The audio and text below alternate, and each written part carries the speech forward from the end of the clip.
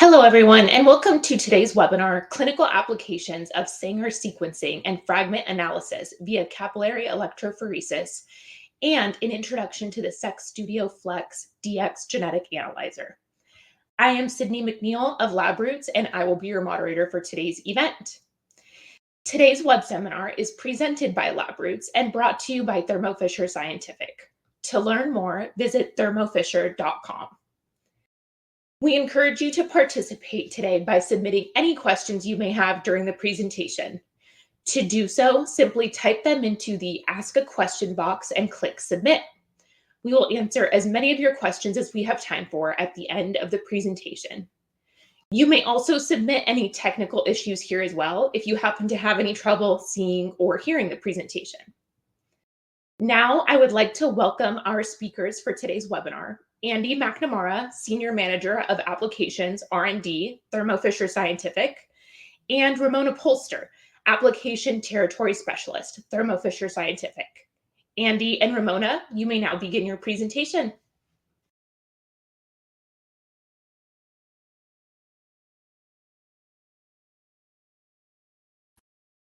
Hello, and thank you for the introduction, and thank you for joining our webinar today as we discuss capillary electrophoresis applications and the SeqStudio Flex DX series genetic analyzers. I'm Andy McNamara. I'm a senior manager in the R&D team in Pleasanton, California, developing the clinical and biopharma applications. For today's agenda, I'll go over the concepts behind capillary electrophoresis, or CE, and then describe both Sanger sequencing and fragment analysis applications. Following my portion of the presentation, Ramona will introduce and describe our latest system, the SeqStudio Flex DX series genetic analyzers. And at the end of the session, there will be some time for Q&A, so please add any questions to the chat. CE is a widely used and trusted technology for many aspects of genetic analysis, and was in fact the technology used for the sequencing of the human genome back at the start of the century. CE offers many advantages and benefits to your clinical and diagnostic labs needs. It's an accurate and cost-effective platform, providing simple workflows, great flexibility, and easy data analysis. Okay, so CE is the underlying technology of both Sanger sequencing and fragment analysis, and it enables a broad portfolio of applications in diagnostic labs. Fragment analysis is used to determine the amplicon size and has many uses, including microsatellite instability analysis, MLPA, SNP genotyping by primer extension, and resolving multiplex PCR fragments. Sanger sequencing, on the other hand, is used to determine the nucleotide sequence, invariant and mutation detection, as well as some other applications such as confirming NGS results, SNP genotyping, HLA allele determination, and it can also confirm CRISPR and gene editing corrections. Here, I'm going to briefly describe the fast and simple workflows of both fragment analysis and Sanger sequencing. Both can get you from sample to result in less than a workday. For both, we'll assume DNA is the starting material. However, if you are using RNA, for example, sequencing a virus or performing some mRNA QC by fragment analysis, the RNA would be first converted to cDNA. In Sanger sequencing, the region of interest is amplified by PCR using your own designs or through commercial primer design software.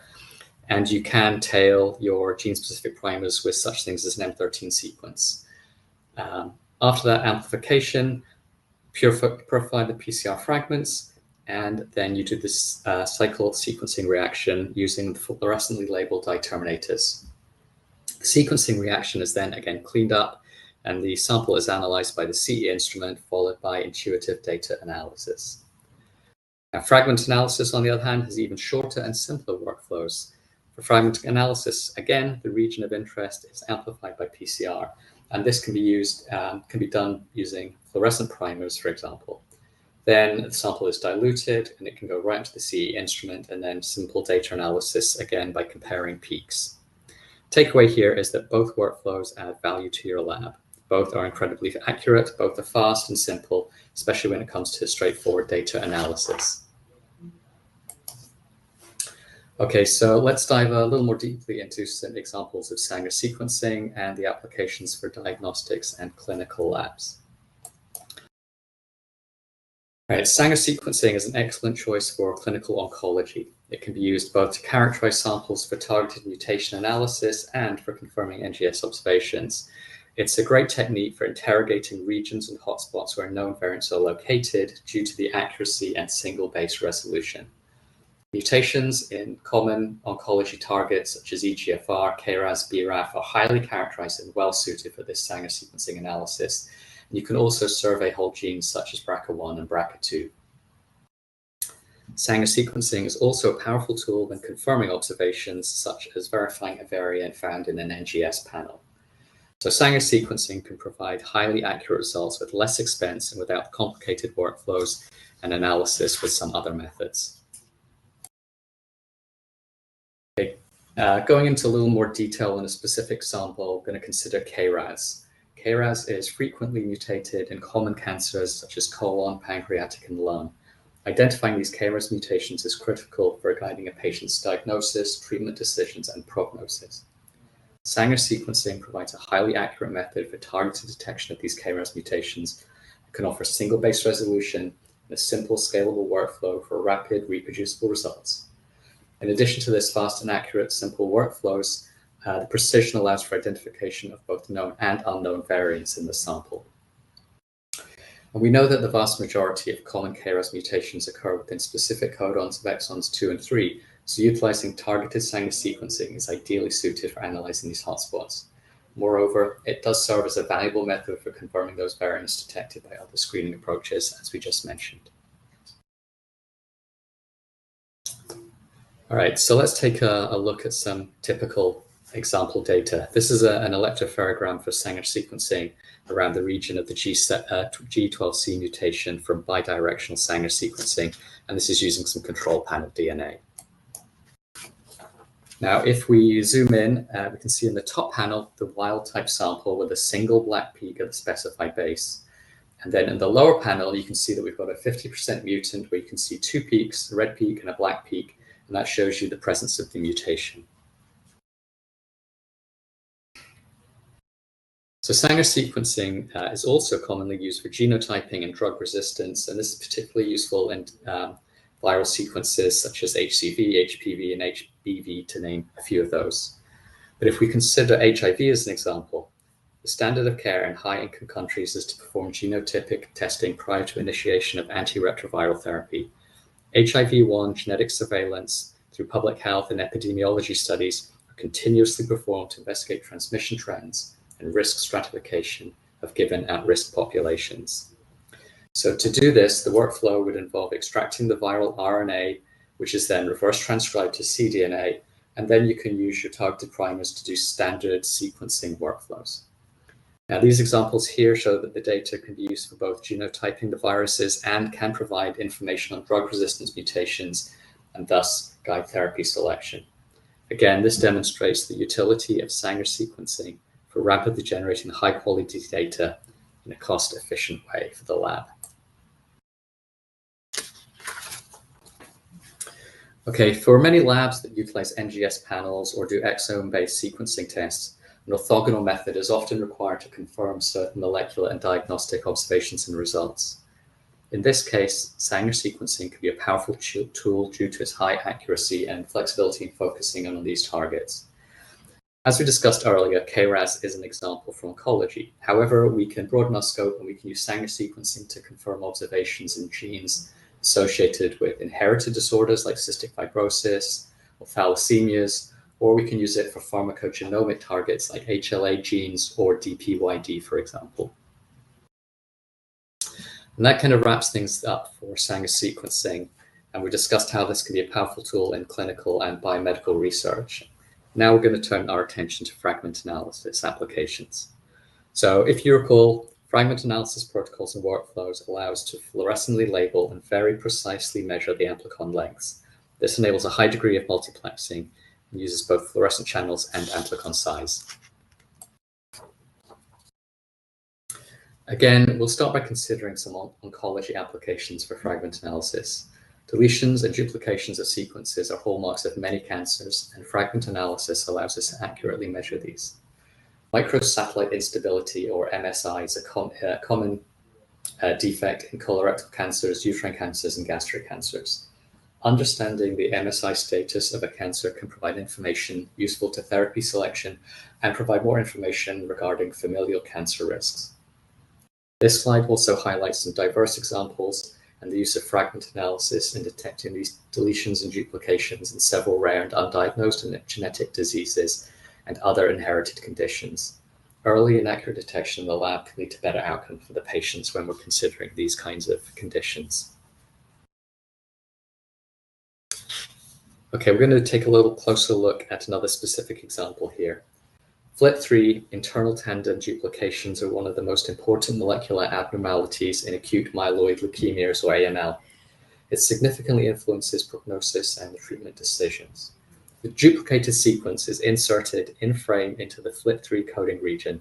This leads to constitutive activation of the FLT3 receptor, even in the absence of the ligand binding. This triggers uncontrolled proliferation and survival of the leukemic blasts. Fragment analysis offers a precise and sensitive method to detect these mutations with straightforward results for simple analysis. Again, just to reiterate, the fragment analysis workflows can be very straightforward and generate results very quickly, often within a workday shift, moving through sample extraction, DNA amplification, capillary electrophoresis, and data analysis. So what does the data look like? So in this example, you can see you've got two panels, and if you focus on the upper panel to start, you can see the two peaks on the right-hand side of the slide. The difference between the blue peak and the green peak here is the 19 base pair deletion, and that's indicated. And then if you actually look at the lower panel here, this goes down to 4 copies. So this highlights the sensitivity and accuracy of the fragment analysis workflows and analysis methods.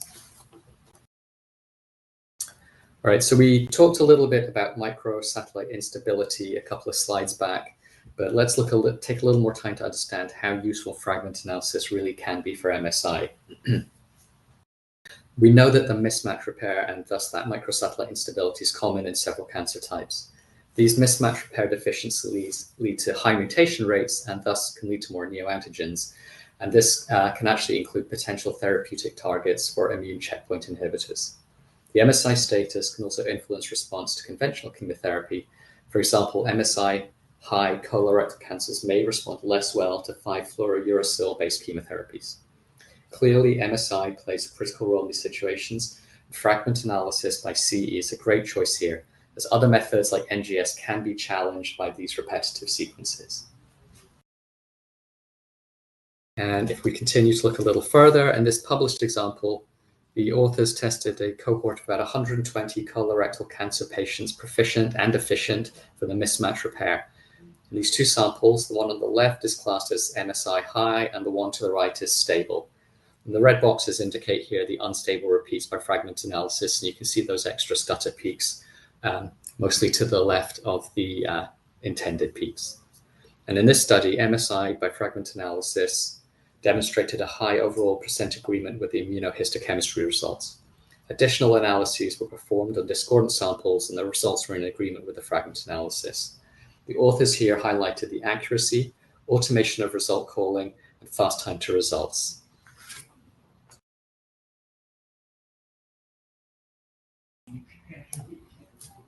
Okay, so switching gears a little, as we mentioned earlier, the multiplex capabilities of fragment analysis make it a powerful tool in the laboratory.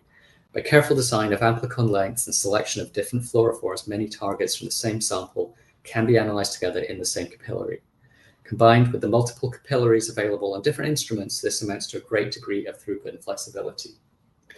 Highlighted here, for example, multiple pathogens from a respiratory panel a respiratory sample, can be investigated at the same time, and multiple patients can be evaluated together in the same run. And this next slide illustrates a typical workflow showing how the different pathogens in the sample are all labeled and run together. So we start with the RNA, we extract it from the sample, convert it to cDNA, and then it's labeled during PCR amplification. So then these amplicons can be resolved either by size, the fluorescent dye, or both by size and dye. And again, this leads to simple workflows and a great degree of flexibility and throughput and multiplexing in these samples.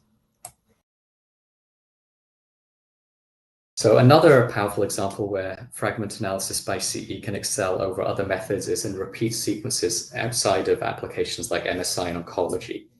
In many inherited rare and developmental disorders, we may find expansion of motifs such as triplet repeats, for example, FMR1 and Fragile X. So accurate determination of these repeats can be crucial information in carrier screening for individuals planning for conception. So we can use methods like triplet prime PCR as a specialized PCR method to amplify and detect these trinucleotide expansions. Typically uses multiple primers that both flank and target the repeat itself. And then this approach amplifies the repeat region, generating a characteristic ladder-like pattern on the electrophoregram, which allows for the identification of these repeat expansions. And similar to screening for Fragile X, fragment analysis can also be used for screening, detection, and prognosis in spinal muscular atrophy. Again, multiplex PCR amplification of genomic DNA followed by CE can detect deletions in exon 7 of the SMN1 gene that can result in a truncated SMN protein. In addition, variants associated with a silent carrier haplotype can be identified. And lastly, accurate exon 7 copy number states for both SMN1 and SMN2 can be determined using this technology. Okay, so as we draw to a close, I want to come back to this slide to end and emphasize the power of CE due to its ease of use, low cost, and intuitive workflows and analysis methods. I hope through this presentation, you've had an opportunity to learn more about the power of CE in Sanger sequencing and fragment analysis, and the many clinical and research applications that can be addressed. And I would now like to hand over to Ramona Polster, who will introduce the SeqStudio Flex DX series genetic analyzers. Thank you for your time and attention. Hello and welcome everyone. I'm really excited to introduce you today to SeqStudio Flex DX genetic analyzer. My name is Ramona Polster and I'm an application territory specialist working for Thermo Fisher Scientific. So evolving IVD regulations can add complexity to non-IVD workflows, increasing the challenges that clinical and hospital labs already face, including the need for accurate results, time to results, and training to operate diagnostics instruments, amongst other things, of course. With the new SeqStudio Flex DX genetic analyzer, we are covering regulatory compliance. It is our latest system for high throughput, Sanger sequencing, and fragment analysis. What makes it especially valuable is how easily you can integrate your IVD workflows directly onto a system, helping you to meet regulatory requirements with confidence.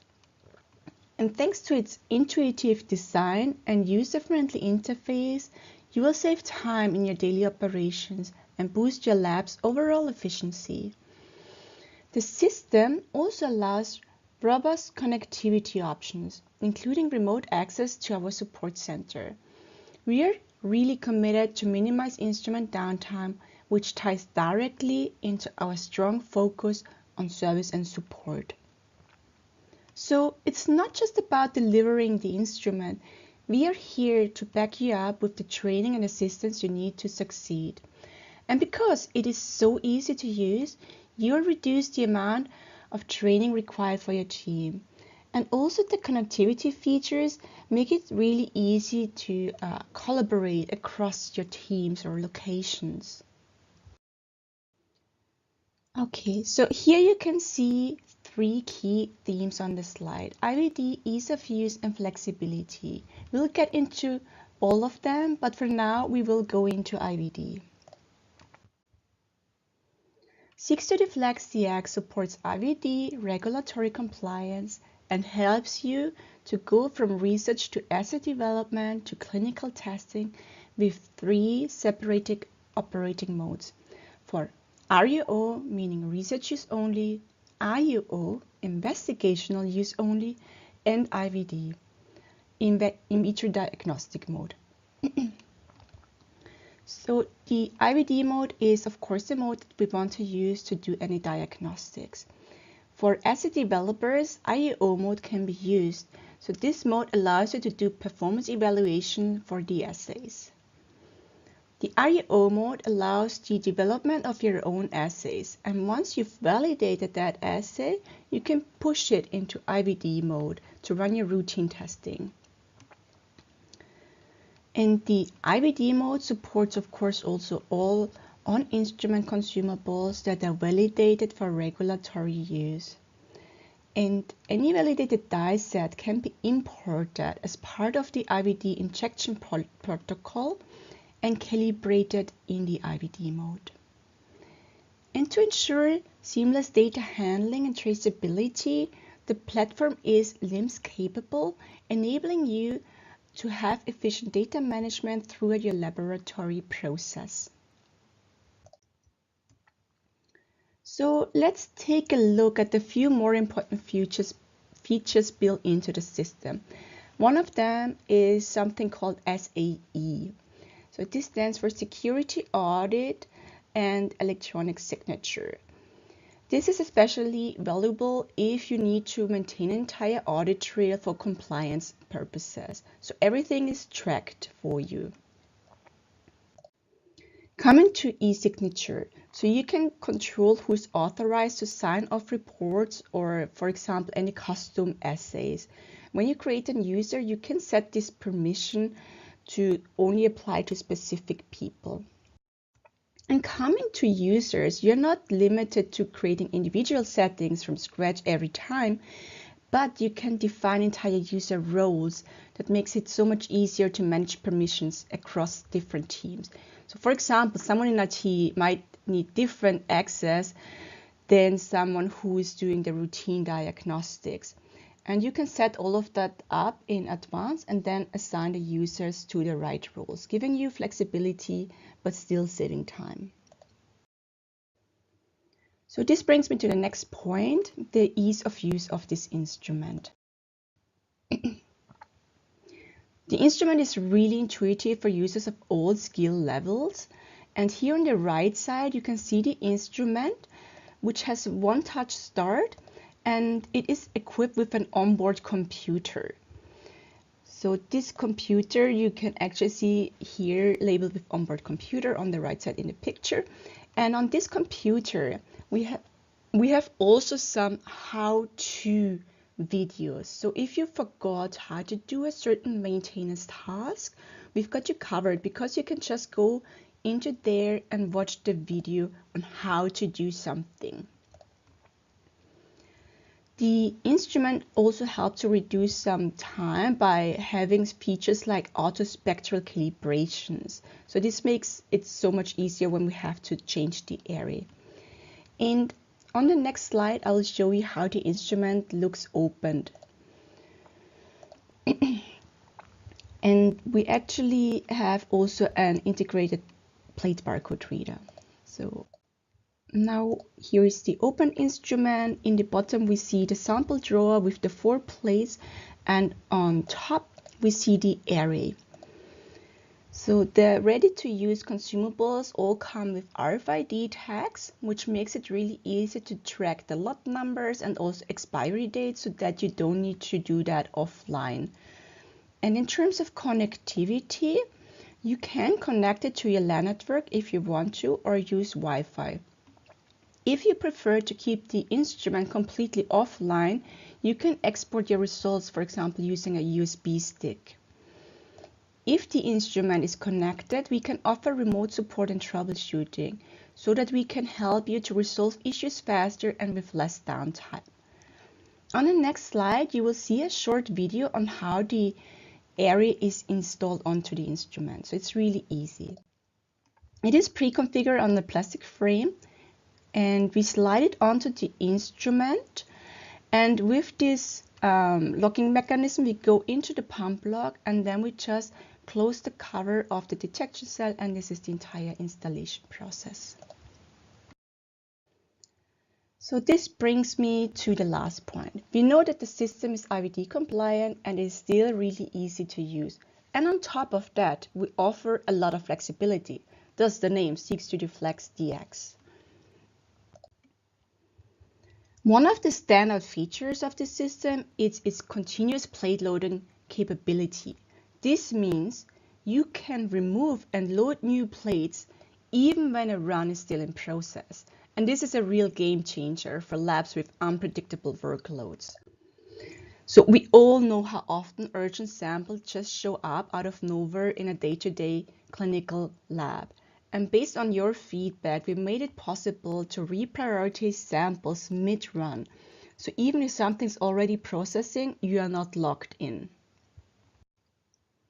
On top of that, you can run both Sanger sequencing and fragment analysis on the same plate, giving you more flexibility. And you can set up plates remotely and monitor your runs in real time, which is especially helpful if you're managing multiple instruments or if you work across multiple sites. As mentioned earlier, the system supports 3 operational modes: IVD mode, which is used for diagnostics, investigational use only for assay development, and research use only. So here you can really do your own research or validate workflows that should go into diagnostics later on. So here we see the sample drawer. It's really easy to put in a plate and close the instrument again. Now let's circle back to the application part. So we are supporting 2 core workflows on the instrument: Sanger sequencing and fragment analysis. And to make things easier, the instrument comes up with pre-configured run module. So run modules tells the instrument what to do. So you pick one that best fits your need, but you are not locked up with one specific assay. You can still copy them and edit them. But let's say, for example, you have an experiment that takes 300 base pairs. So for sequencing, we can take the short sequencing module, which takes less than 30 minutes per injection. And if you're targeting longer sequences, let's say over 850 base pairs, then we would go for the standard sequencing module, which runs just under 125 minutes. So you can still tweak the parameters by copying the assays and modifying it to your needs. On the fragment analysis side, we have 2 built-in run modules, being the standard analysis module, which runs around 40 minutes, and it covers fragment sizes from 50 to 600 base pairs. If you're having larger fragments, we can use this long fragment module, which goes up to 1200 base pairs and takes around 125 minutes. Again, you can copy and adjust so that you are not running longer than necessary. Let's go full circle. So the instrument is available as an 8 or 24 capillary area configuration. Depending on your configuration, you have a different throughput. So let's say, for example, you're using 8 cap array with POP7 and short sequencing module, and then you can run over 368 samples in just 23 hours. If you need more throughput, you would go for the bigger model, the 24 capillary array, and then you can process with the same setup 1104 samples. We support a full range of dye sets. These are already pre-configured for you, and you just need to run it using the corresponding standard.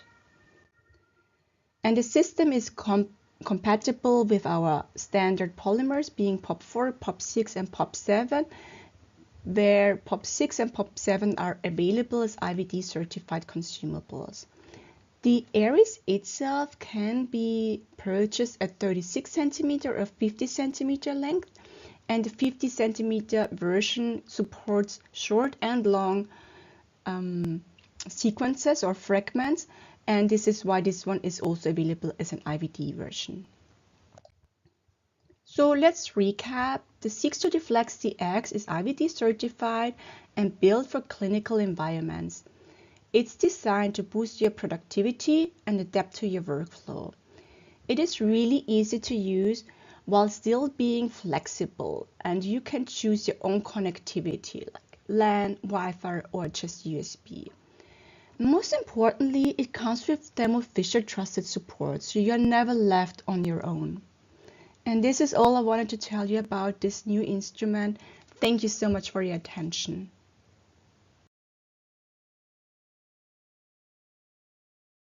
Thank you, Andy and Ramona, for your very informative presentation. Now, before we move into the Q&A portion of the webinar, I would like to call your attention to a few poll questions we have for you. Your participation is greatly appreciated. The first poll says, I would like a demo for the Applied Biosystems SeqStudio Flex DX Genetic Analyzer.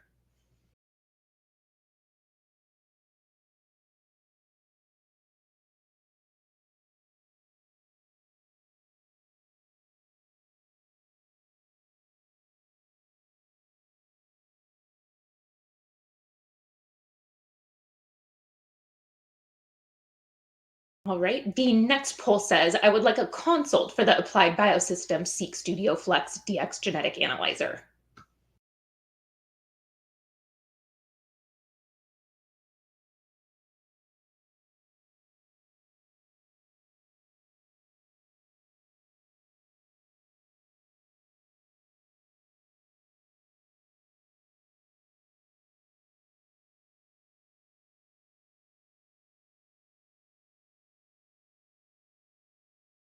And the final poll question here says, I would like a quote for the Applied Biosystems SeqStudio Flex DX Genetic Analyzer.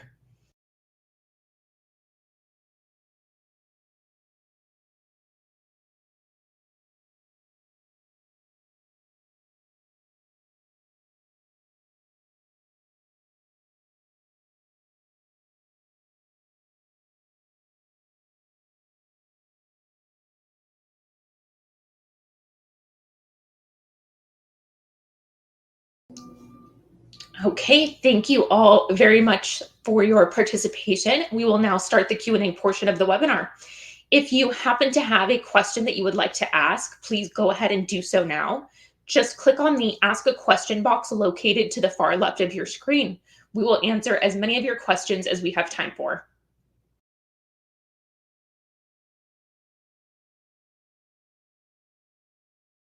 All right, let's go ahead and jump right in.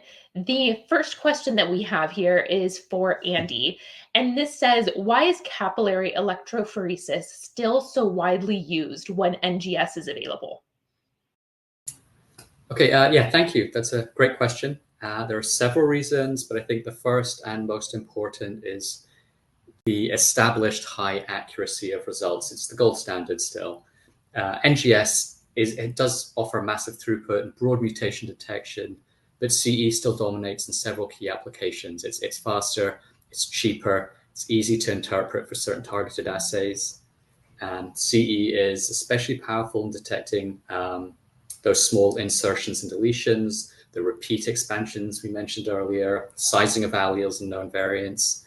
You have to remember this platform, it's sequencing and fragment analysis. So you've got both tools in your toolbox there. It's used in forensics, carrier screening, somatic mutations. Again, the workflows are very easy. You can, for some applications, it's just PCR and the electrophoresis run. And many CE-based tests are already FDA cleared. And yeah, so it's from a workflow and application standpoint, it's very straightforward, easy, and highly accurate, gold standard stuff. And I think, Ramona, do you have something to add? Yeah, so hi, Ramona speaking. So I wanted to add to this cheap aspect. So it is not just cheaper in the wet lab part, but also when we think of the data storage. So data storage is a big topic these days. So we are talking with the results in terms of kilobyte, whereas in NGS, we're talking gigabytes or terabytes of data. And in clinical settings, we need to store the results for a certain amount of time, which is several years. So this can really add up to the cost. So we also need to consider this aspect. Perfect. Thank you so much. Okay, the next question that we have here is for Ramona. And this one says, what if I don't want connectivity due to security issue concerns? This is a great question. So of course, some clinical labs don't want to connect their instrument to any internet. So we give you the ability to connect it, but you don't have to. So if you want to keep your instrument offline, you can do so. We just need to keep in mind that the security audit and e-signature functionality, which is required for the SeqStudio Flex instrument, requires a computer, and this computer can be directly connected to the instrument. So you can keep the entire thing offline and work with different methods to get the results off. Of course, you will use some nice benefits like the remote support. If you're not connected to the internet, it's a little bit hard to get the access. So you will use some functionality like also the remote monitoring or remote setup via the cloud. But we do have also IT specialists that you can reach out to that can consult with your IT department to clarify any questions about data encryption and so on. But as said, you can keep the instrument offline. Fantastic. Thank you so much. Okay, our next question is for Andy. This one says, can CE be used in epigenetics and DNA methylation? Absolutely, yes. CE is it's a great tool for methylation studies, particularly for that targeted epigenetic analysis. The most common approaches involve things like the bisulfite conversion, where the unmethylated cytosines are converted to uracil, which are then later read as thymines during the PCR. And then the methylated cytosines are sort of chemically kind of left unchanged. They resolve as cytosines in the sequencing. So you can do that bisulfite sequencing, and then you do your treated and untreated sample, and you can compare the data to look for your methylation signals. As well as sequencing, we can also use fragment analysis for methylation. You might use different restriction enzymes that have sensitivities to methylated cytosines or other epigenetic marks. And then you can do sort of a differential digestion and then run out the fragments, labeled fragments and then do the fragment analysis. DNA methylation by Sanger sequencing based methods and fragment analysis methods by CE. It's fast, it's cost effective, very high resolution. So it absolutely has a place in methylation analysis. Great. It looks like we have a couple more questions here. This next one is for Ramona, and it says, how is this new system different from the AV3500DX? Oh, it's great to see that there are 3500DX users. So from a technical perspective, like the machinery, the pump, the instrument doesn't differ much from 3500. Of course, we simplified quite a lot of things. So the instrument, the SeqStudio Flex CX, is more intuitive. We also changed the design of the capillary area. So we have now this pre-configured frame that is on this slider. So it's easier to install that one.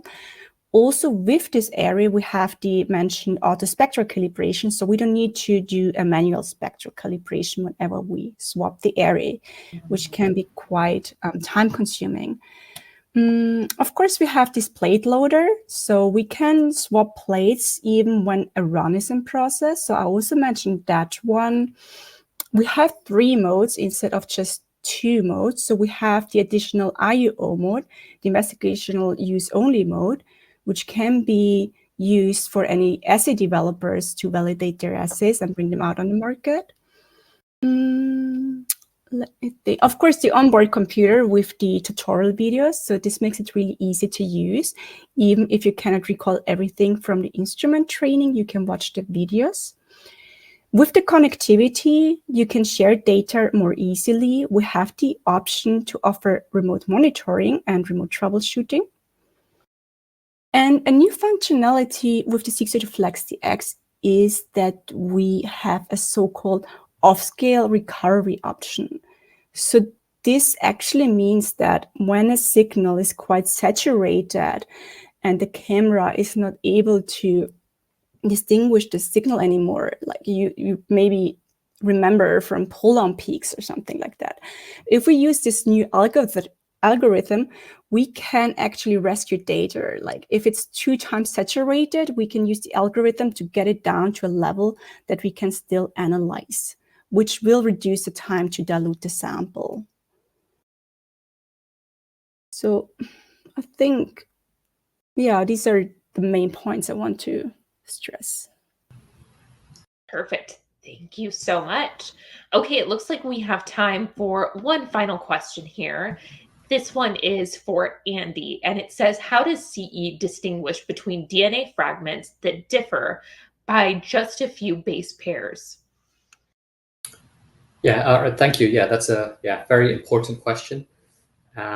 So CE separates the DNA fragments based on their size and their charge as they move through a polymer-filled capillary under high voltage. So this polymer matrix essentially acts like a sieving gel, and that allows the very, very fine resolution. Can get down to 1 base pair difference between fragments. And then when you pair that with the fluorescent dye label on the fragments, this allows the detection as they pass a laser, and you will often include a fluorescently labeled size standard in each sample, and then that lets the software calculate the exact fragment sizes. And you can see from there that makes fragment analysis by CE ideal for things like the STR profiling, repeat expansions such as the FMR1 that we mentioned, or MSI detection, or those deletions in things like the FLIP3. So it's really good at detecting these very small differences in length with very high precision. Perfect. Thank you so much.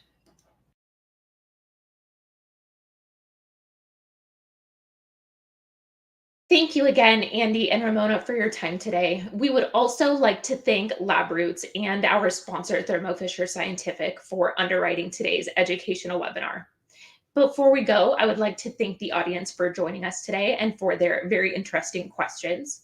Questions that we did not have time for today and those submitted during the on-demand period will be addressed by the speaker via the contact information you provided at the time of registration. This webinar can be viewed on demand. LabRoots will alert you via email when it's available for replay. We encourage you to share that email with your colleagues who may have missed today's live event. Until next time, take care, everybody. Goodbye.